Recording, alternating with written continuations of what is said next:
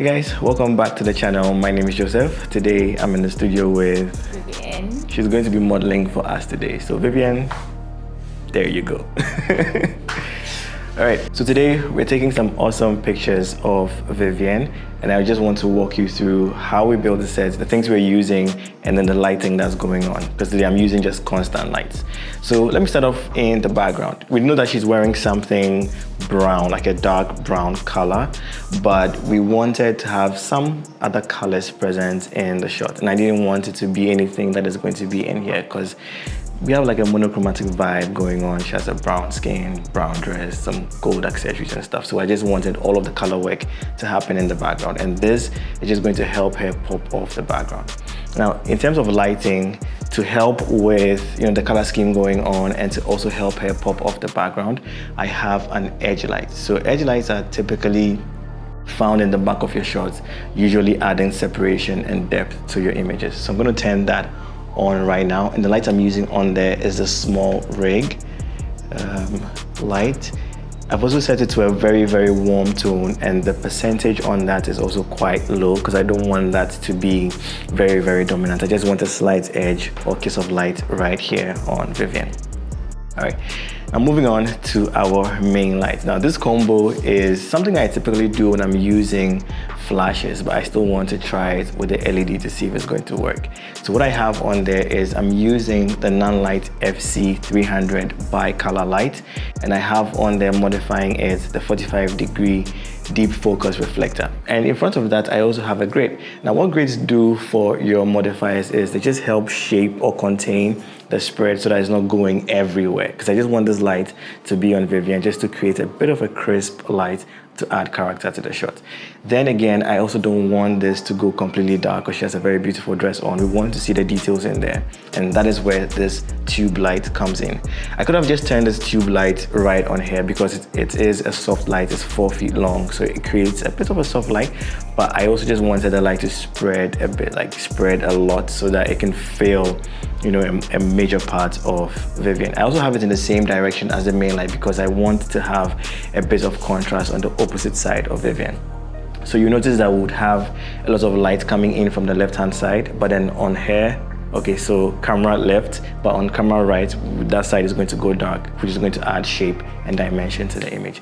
So let me just turn on our main light right now so you guys can see exactly what that is doing. Let me take a brief moment and show you guys my website. I have a digital store where I have a ton of assets that's going to help your photography game. So for example, you can book a one-on-one consultation, and then we can have a conversation that is going to help improve your photography or your retouching or whatever it is you want to ask concerning photography. And then I have my popular workflow actions that's going to speed up your retouching game. I have some Capture One style pack. I have a color grading tool that takes the headache away from color grading. All you need to do is install it and then just drag a couple of sliders and you have a beautiful grade on top of your images. I even have a gift card, so just in case you want to gift someone something from my website and you don't know what to get, just send them a gift card and they can use it to redeem any product up to the purchase price of the gift card.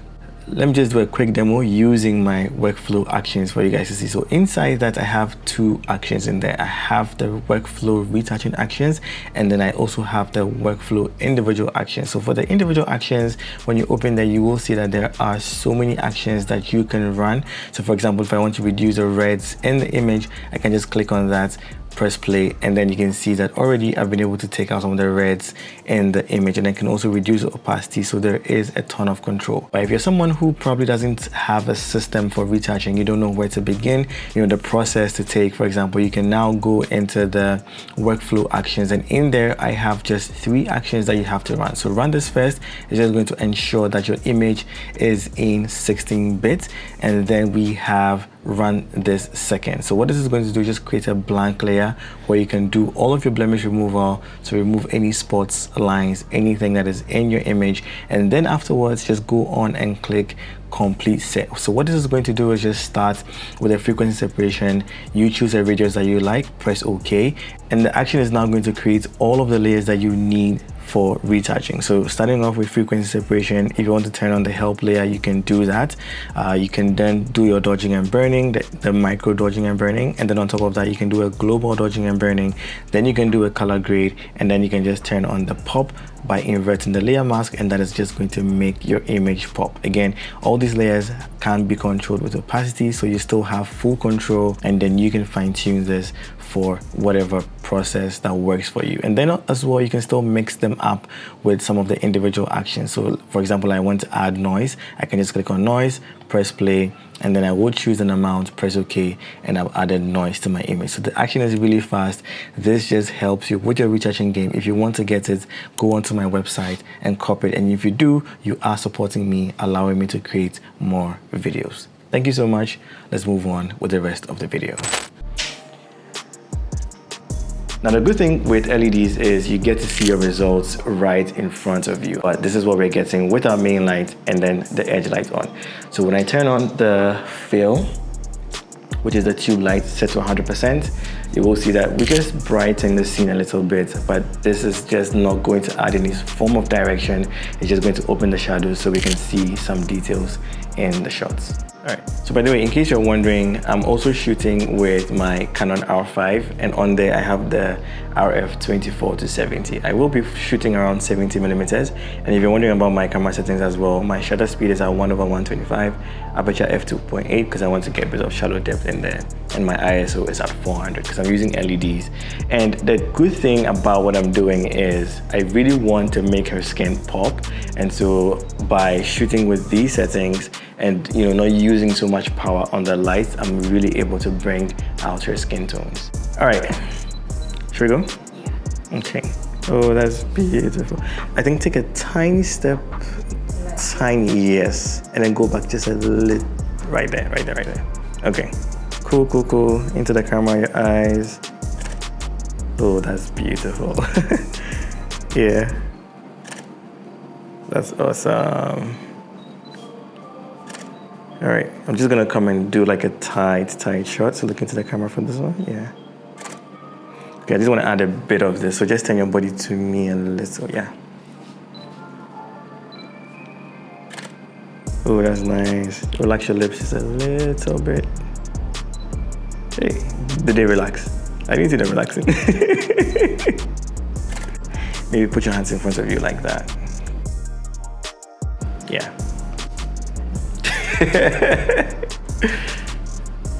yeah, that's so cute. Oh, the hair tilt was cool. Oh yeah, and then just bring the arms, perfect, and then relax the fingers. Yeah, you're looking tense, just relax your face. Do your cute girly thing. Yeah, that's it. Beautiful. Allow the smile if you want to. Yeah. Oh, that's nice. Relax the fingers again. Yeah, so earlier I was talking about how to get like the rich skin tones from dark skin models, and I was saying that you don't need a lot of power when you're doing something like this. So for example, this FC300 is only at 5% because it's a very strong light, but I just wanted a little bit of output from that. Then the edge light is a 60-watt light, and that is set to 9%. And then the tube light, which is not really powerful, and also because it's spreading into the Vflat, is at 100, but it's already not a strong light, and so that is why that one is on 100. But the ones that are really shaping the shot, I'm just using 5% and 9%. All right, cool. I think I should give you something. Yeah, that's nice. Awesome. Okay, maybe even do some with your hands at your back like that. Yeah, so that's it for today's video. I hope you guys had fun, and I hope you guys enjoyed Vivian on today's session. If you want her to come again, let her know in the comments down below. I'll put her link there as well. You can follow her and also leave comments asking her to come back onto this channel, and I'm sure she will.